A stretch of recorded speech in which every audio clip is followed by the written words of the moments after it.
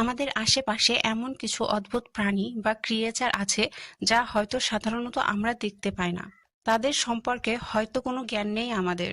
Spider week নামক এই লোকটি মানবজাতির আড়ালে থাকা অজানা আর অদ্ভুত সব ক্রিয়েচার সম্পর্কে তথ্য একটি বইতে লিপিবদ্ধ করে রাখে, কিন্তু হঠাৎ সে বুঝতে পারে এসব তথ্য যদি খারাপ উদ্দেশ্যে কেউ ব্যবহার করে তাহলে হয়তো এসব ক্রিয়েচার গুলো ধ্বংস হয়ে যাবে। তার আশঙ্কা সত্যি হয়, সে বুঝতে পারে গবলিন নামক কোনো এক শক্তি তার এই বইটি হাসিল করতে চায়। সে শিওর হয়ে যায় যে তার আর তার পরিবারের সবার জীবন এখন সংকটে। বাড়িটির সুরক্ষার জন্য সে বাড়িটির চারপাশে সুরক্ষা কবচ বিছিয়ে রাখে, কিন্তু সে জানালা দিয়ে খেয়াল করে তার মেয়ে সেই সুরক্ষা প্রাচীরের উপর দিয়ে হেঁটে যাচ্ছে। সে হয়তো জানতো না যে তার সাথে কি ঘটতে চলেছে।